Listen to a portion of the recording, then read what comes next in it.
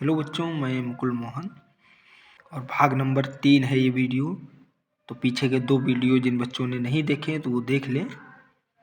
इसमें कह रहा है कि सह विलुप्तता क्या है, इसका एक उदाहरण बताइए। 2019 और 2023 के CL सेट में पूछा गया है। तो देखिए, जब कोई जाति विलुप्त होती है तब उस पर आश्रित दूसरे जंतु व पादप प्रजातियां विलुप्त होने लगती हैं। जैसे एक परपोषी मत्स्य प्रजाति विलुप्त होती है तब उसके विशिष्ट परजीवियों का भविष्य खतरे में पड़ जाता है।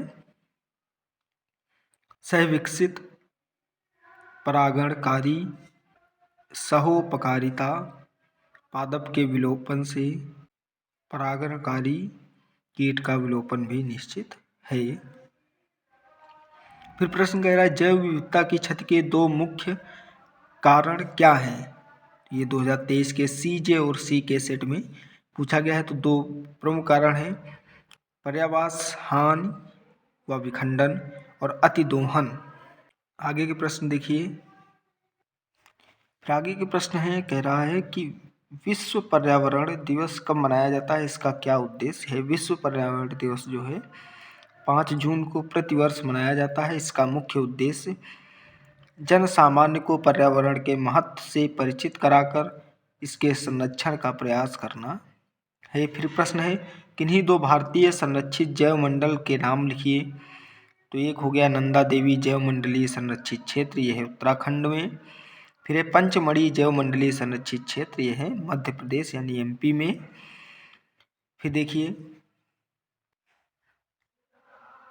फिर कह रहा है कि निम्नलिखित प्राणी कहाँ पाए जाते हैं। तो बब्बर शेर गिरि राष्ट्रीय उद्यान जूनागढ़ गुजरात जो है। फिर बाघ जो है कहाँ पाए जाते हैं, सुंदरवन राष्ट्रीय उद्यान पश्चिम बंगाल। और जिम कॉर्बेट राष्ट्रीय उद्यान जो है ये उत्तराखंड में है, सहित अनेक स्थानों पर जो है पाए जाते हैं। फिर है उत्तर प्रदेश के लखीमपुर खीरी स्थित राष्ट्रीय उद्यान का नाम, तो वो है दुधवा नेशनल पार्क यानी दुधवा राष्ट्रीय उद्यान। फिर ये कह रहा है कि भारतीय उपमहाद्वीप में कितने जैव विविधता हॉटस्पॉट हैं, ये प्रश्न है। तो वर्तमान में जो है भारत में कुल 4 हॉटस्पॉट हैं। पश्चिमी हिमालय, पश्चिमी घाट, इंडो बर्मा जो है पूर्वी हिमालय, सुंडालैंड यानी अंडमान निकोबार में।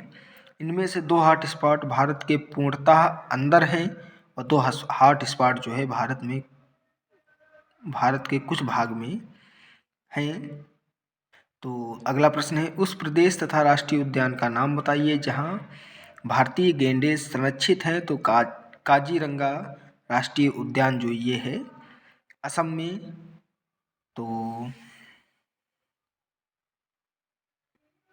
एक प्रश्न ये है, हॉट स्पॉट से क्या तात्पर्य है। तो वे क्षेत्र जहाँ पर जातीय समृद्धता बहुत अधिक और उच्च स्थानिकता होती है, साथ ही इन पर पारिस्थितिक संकट प्रबल रहे होते हैं, ये जातियाँ अन्य स्थानों पर नहीं पाई जाती हैं, हॉट स्पॉट कहलाते हैं। अब ये प्रश्न कह दिया है, खाद्य श्रृंखला तथा खाद्य जाल में अंतर बताइए। तो खाद्य श्रृंखला जीवों का वह सीधा रेखीय क्रम है जिसमें समुदाय के एक जीव से दूसरे जीव में ऊर्जा भोज्य पदार्थ के रूप में स्थानांतरित होती है। इधर कह दिया जाए खाद्य जाल में, तो बहुत सी खाद्य श्रृंखलाएं परस्पर मिलकर खाद्य जाल बनाती हैं। इसमें जीवधारियों को भोजन प्राप्त करने के अनेक वैकल्पिक रास्ते होते हैं। दूसरा पॉइंट है, खाद्य श्रृंखला में जीवों की संख्या सीमित होती है जबकि खाद्य जाल में जीवों की संख्या अपेक्षाकृत अधिक तथा सीमित हो सकती है। तीसरा नंबर, उच्च पोषक स्तर का जीव निम्न खाद्य स्तर के केवल एक प्रकार के जीव को आहार बनाता है। एक जीव का उपयोग खाद्य पदार्थ के रूप में एक से अधिक खाद्य श्रृंखलाओं के जीवों द्वारा किया जा सकता है। चौथा नंबर है, समुदाय रचना की सीमित जानकारी देती है। खाद्य जाल समुदाय रचना की व्यापक जानकारी देता है। पांचवा नंबर है, एक जीव की विलुप्ति से श्रृंखला समाप्त हो जाती है। अगला नंबर है इसमें इधर वाले में, एक जीव की समाप्ति से अन्य वैकल्पिक मार्ग उपस्थित होते हैं।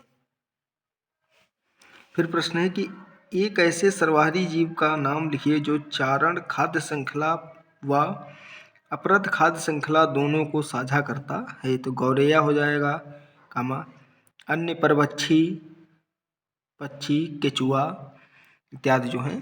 फिर कह रहा है लिंडेमान का ऊर्जा प्रवाह संबंधी नियम क्या है। तो लिंडेमान यानी सन 1942 में के ऊर्जा संबंधी नियम के अनुसार प्रत्येक पोषी स्तर की लगभग 10% ऊर्जा अगले पोषी स्तर को स्थानांतरित होती है तथा 90% ऊर्जा पोषी स्तर की जैविक क्रियाओं में व्यय होती है। तो ये नियम हो जाएगा।